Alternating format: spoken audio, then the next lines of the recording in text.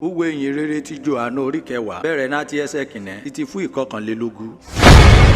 Bíbélì kíkà lédè Ìjẹ̀bú pẹ̀lú Olúṣẹ́gun Ládébùwà. Lóòótọ́ ni mo wí irun ẹ̀ ọ̀fọ̀. Ọ̀nìkan nírè bá ti gba ẹran ìjúlẹ̀kù wọ inú àgbo àgùntàn. Ṣùgbọ́n rè gbá bọ́mìnrin wọlé. Òun náà rí olè àti ọlọ́ṣà. Ṣùgbọ́n ọ̀nìkan nírè bá gba ẹran ìjúlẹ̀kù wọlé. Òun rè ń ṣe olùṣọ́ ọ̀hún àgùntàn. Náà dé náà àwọn àgùntàn bá gbúrò rẹ̀. Ó dẹ́ pé ọ̀hún àgùntàn rẹ̀ nórúkọ rán jẹ́. Aṣẹ́ amọ̀nà wọn jalẹ̀. Náà dé òun bá dẹ́ gbọ́ ọ̀hún àgùntàn rẹ̀ jalẹ̀. Aṣáájú wọn ọ̀hún àgùntàn rẹ̀ wọn máa tọ̀ lẹ́yìn. Tó dá ọvọ wọn dá òun rẹ̀ mọ̀. Ọ̀hún àgùntàn rẹ̀ wọ́n jẹ́ tọ́ àjòjì lẹ́yìn. Nítorí ọvọ sọ máa máa jẹ́ rárá jòjì. Nítorí fọ wọn mú bá jòjì etí suyọ. Lọ́kọ̀ òwe rí Jésù ń pa wọn. Àmọ̀ṣà òye lọ́kọ̀ ọ̀run rí Jésù ń wí èyí wọn. Bí Jésù ìtúwé wọn ọvọ. Lóòótọ́ ni mo wí rún ẹ. Èmi rí ẹran ìjúlẹ̀kù ọ̀hún àgùntàn. Olè àti ọlọ́ṣà jàgùdà paálí. Dédédé ọmọ rẹ̀ tí wàá ṣáájú lé mi. Kúdà náírà ọ̀hún àgùntàn. Wọ́n ṣe gbọ́ràn sí wọn nẹrún. Èmi rẹ ẹran ìjúlẹ̀kù.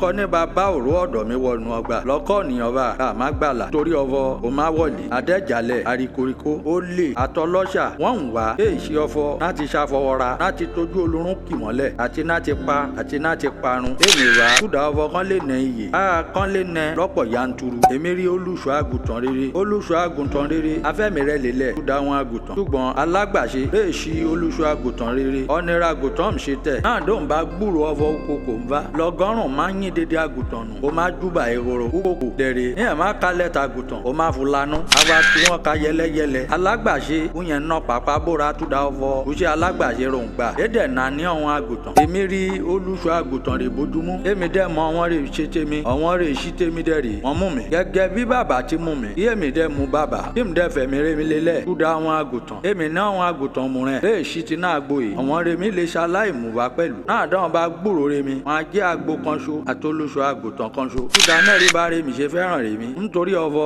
mo fẹ́ mi lélẹ̀. Túdà ọvọ kí n lè gbàdẹ̀yìn. Èso ní kan nírè jágbà náà rẹ̀ mi. Ṣùgbọ́n kí mi yín inú ti kà á mi. Ọ̀nà agbára náà ti fulelẹ̀. Ọ̀dẹ̀ tún nágbára náà ti gbàdẹ̀yìn. Lọ́kọ̀ àṣẹ yìí ni mo ti gbà látọwọ́ ọba rẹ̀ mi. Túdà ọ̀run rí Jésù dẹ̀ wìjà lẹ́nẹ̀rún. Yíyapa ìwà náà ní àwọn Júù. Túdà àwọn ọ̀rọ̀ rí Jésù wí nípa ara rẹ̀ yìí. Tọ́pọ̀ nu wọn ìwé ọvọ. Ọmọkùnrin rán pèlì Jésù yìí. Ó nẹ́mi iṣu. Orúkọ rẹ̀ ti bọ̀jẹ̀. Iṣẹ́ kẹ́hìn kalẹ̀ kọ́ ń gbọ́rọ̀ nẹ́rún rẹ̀. Àwọn ọmọrin ọyàn ìwé ọvọ. Ọ̀rọ̀ rẹ̀ ń tẹ̀rùn ọmọkùnrin ìjálẹ̀. Èyí lọ́kọ́ ọ̀rọ̀ rẹ̀ ń tẹ̀rùn ẹni rẹ̀ nẹ́mi iṣu jálẹ̀ o. Nẹ́mi iṣu yẹn lé là ojú àfọ̀júdán. Ọlọ́run Olódùmarè ó bùsì gbígbọ́ àti kíká ọ̀rọ̀ rẹ̀. Àmín. Bíbélì dùn ká lédè Ìjẹ̀bú pẹ̀lú Olúṣẹ́gun Ládébùwà.